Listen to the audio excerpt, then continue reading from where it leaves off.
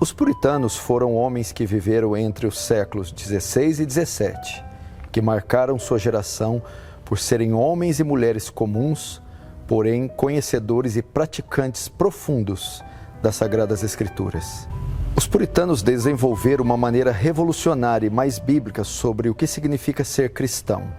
Foram completamente graves e, ao mesmo tempo, alegres em servir a Deus.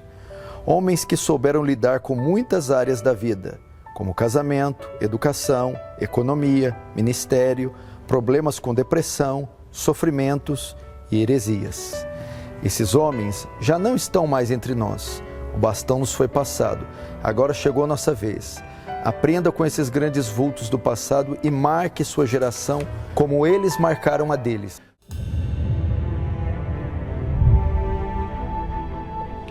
The goal is not to reconstruct the 16th or 17th or 18th century. We're not on some liturgical excavation. But it is to say that the Puritans have something to teach us.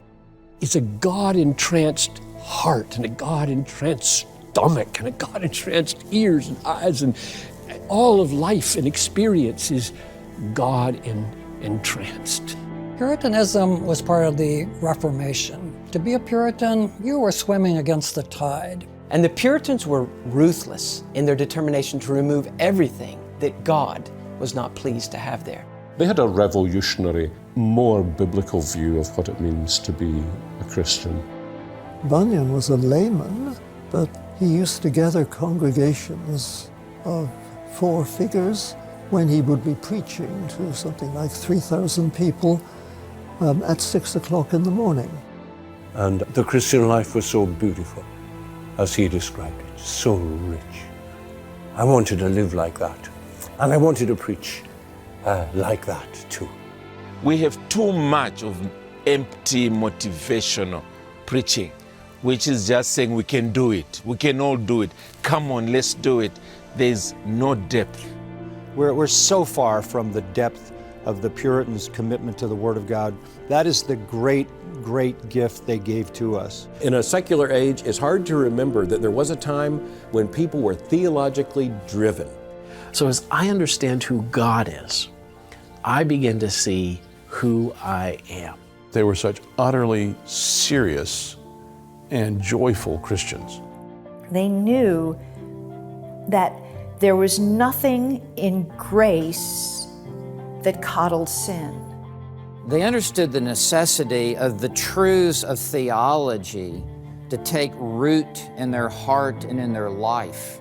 If we had that view, we wouldn't need all of the other books that tell us to look inside ourselves to find the answers, because we would know that this comes from God and God alone. They understood that God is everywhere and that everything concerns him and that he sees everything, and that consequently the biggest problem in life is God if you are not right with him. To say that you're a gospel man or woman and then to hold back from pursuing the effects of that through all of your redeemed humanity, individually and corporately, is really to make a nonsense of what we describe as salvation. And they saw this is the joy and good news we're made for, and therefore this is truth worth living and worth dying for. The Puritans were so strong in the faith and willing to stand against the current of the day that they were a different generation. They were willing to die if need be for what they believed. It was so saturated with the Bible, and God was always big, and issues were always earnest and eternal. And so not only would they use the Word of God with that one edge of the sword to sort of cut you down, they also use that Word of God to build you up. And the Puritans, because of their patience, they expressed that in warm devotional language that's clear and moving.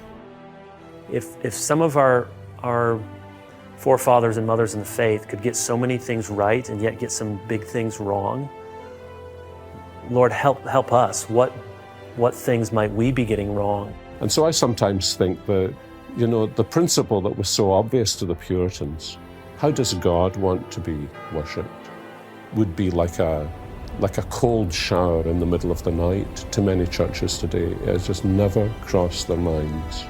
And if we are not ready and willing to lay down our lives for the truth of God, then not only is God being dishonored, people's eternal lives are being imperiled.